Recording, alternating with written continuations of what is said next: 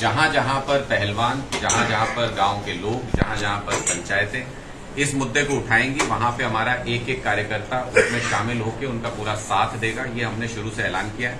हमारे लिए ये कोई राजनीतिक मुद्दा नहीं है। जिस तरीके से जब ये पहलवान जीत करके आए तो आप सबने देखा होगा, जिस वक्त वो तिरंगा ओढ़ करके स्टेडियम में चक्कर लगाते हैं, जब वहां राष्ट्रगान बजता है तो सारे लोग टीवी पे देख के गौरवान्वित महसूस करते हैं। किसी जाति का हो, किसी मजहब का हो, देश के किसी हिस्से का रहने वाला हो, सब कहते हैं देखो मेरे देश के खिलाड़ी ने पदक जीता है। सब उसमें गौरव अनुभव करते हैं। प्रधानमंत्री जी भी बधाई देते हैं इनको जब ये जीत करके आते हैं। हमारे मुख्यमंत्री भी बधाई देते हैं जब ये जीत करके आते हैं। और किसी पार्टी का कोई नेता हो, सब इनको बधाई देते हैं। सब चाहते हैं कि उस गौरव में से थोड़ा सा हिस्सा उनको मिल जाए जो इन्होंने अर्जित किया देश के लिए। लेकिन आज जब इनके ऊपर अत्याचार हो रहा है, आज जब ये प्रताड़ित किया जा रहा है, इन खिलाड़ियों को परेशान है ये, तब वो उस पर ये कहना कि ये किसी पार्टी का मुद्दा है, ये किसी जाति का मुद्दा है, ये किसी प्रदेश का मुद्दा है, मुझे लगता है कि वो राष्ट्रीय गौरव को अपमानित करने जैसा है। और हमको बहुत दुख होता है जब हमारे देश के प्रधानमंत्री इन खिलाड़ियों के जीतने पर तो मैसेज करते हैं, बधाई देते हैं। हमारे देश के प्रधानमंत्री इनको अपने घर बुला करके डिनर पे बुलाते हैं और उसको एक मीडिया इवेंट बनाते हैं। लेकिन आज जब इनको प्रताड़ित किया जा रहा है तो उनकी तरफ से ना एक बयान आया, ना एक ट्वीट आया, ना उन्होंने कोई मैसेज छोड़ा किसी तरीके का, ना उनका कोई नेता जंतर मंतर पे पहुंचा। तो ये बहुत ही दुखद है, शर्मनाक है।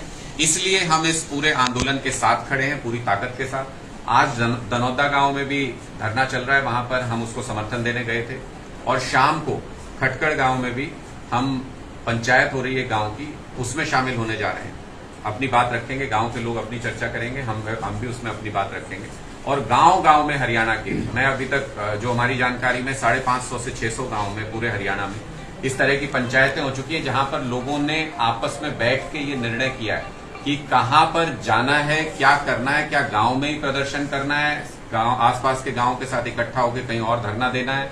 पूरी तैयारी लोग कर रहे हैं और 21 तारीख तक का जो समय दिया हुआ है खाप पंचायतों ने भी और जो खिलाड़ियों ने भी, उस समय सीमा का इंतजार कर रहे हैं। यहां तैयारी पूरी है। अगर वहां पर मांगे नहीं मानी जाती है, सरकार नहीं झुकती है, तो फिर उसको पूरे तरीके से एक साथ इम्प्लीमेंट हरियाणा के गांव गांव में लोग करने के लिए तैयार हो रहे हैं, पंचायतें तैयार हो रही हैं। उसी का हिस्सा बनने के लिए हम आज यहाँ पे आए थे और अपना समर्थन यहाँ पर पहलवान खिलाड़ियों को देने के लिए आए थे। दूसरी महत्वपूर्ण बात, मुख्यमंत्री जी जन संवाद के नाम से आजकल एक PR एक्सरसाइज चला रहे हैं। अलग अलग डिस्ट्रिक्ट में जाते हैं, वहां पर बहुत ही रेस्ट्रिक्टेड एंट्री के साथ अपने कार्यकर्ताओं को इकट्ठा करते हैं और पासेस बना के बाकायदा एंट्री नाम से कर करके अपने कार्यकर्ताओं को अंदर आने देते हैं, जनता को अंदर जाने नहीं देते हैं, जनता को उनके वाजिब सवाल पूछने नहीं देते हैं।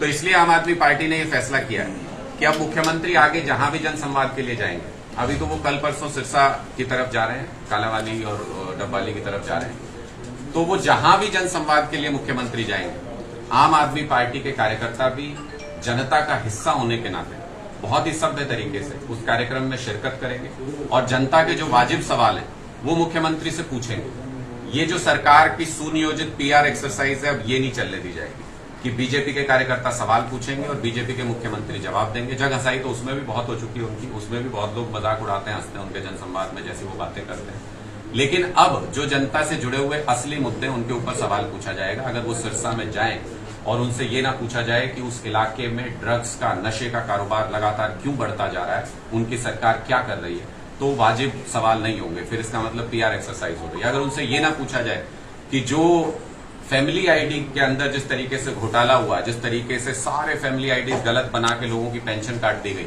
वो क्यों हुआ, कब तक दुरुस्त होगा, लोगों की क्या गलती है उसमें, उनको क्यों भुगतना पड़ रहा है, तो फिर वाजिब सवाल नहीं होंगे। अगर उनसे ये ना पूछा जाए कि प्रॉपर्टी ID के नाम पे सिरसा में लोग अभी धरना भी दे रहे हैं लगातार और पहले भी बहुत परेशान हुए, हर शहर में परेशान है, वहां पर उसको ठीक करने के लिए कुछ क्यों नहीं किया जा रहा, उसके लिए लोगों को क्यों भुगतना पड़ रहा है, तो फिर वो सही सवाल नहीं होंगे, फिर PR एक्सरसाइज होगी। इसलिए अब ये जन संवाद जिसको मुख्यमंत्री ने इसलिए शुरू किया था कि लोगों से चर्चा कर सकें, लोगों के बीच में जा सकें, आम आदमी पार्टी ने ये बीड़ा उठाया है कि उनके इस कार्यक्रम को अब सही में सक्सेस कराना है, इसको सही में जन संवाद बनाना है और जनता के जो मुद्दे हैं वो उनके जन संवाद में पूछे जाएंगे। हम बार बार फिर से आपके माध्यम से ये कह रहे हैं कि आम आदमी पार्टी के कार्यकर्ता किसी तरीके का कोई विरोध करने नहीं जा रहे हैं मुख्यमंत्री का, किसी तरीके से उनके कार्यक्रम को डिसरप्ट करने नहीं जा रहे हैं। उनके कार्यक्रम में जाएंगे और जनता से जुड़े हुए, जन संवाद चुकी है तो जनता से जुड़े हुए वाजिब मुद्दों पे सवाल करेंगे मुझे उम्मीद है कि मुख्यमंत्री सभी लोगों का स्वागत करेंगे अपने कार्यक्रम में और उन मुद्दों पर उनका सामना करते हुए सही तरीके से जवाब भी देंगे। आपके कोई सवाल?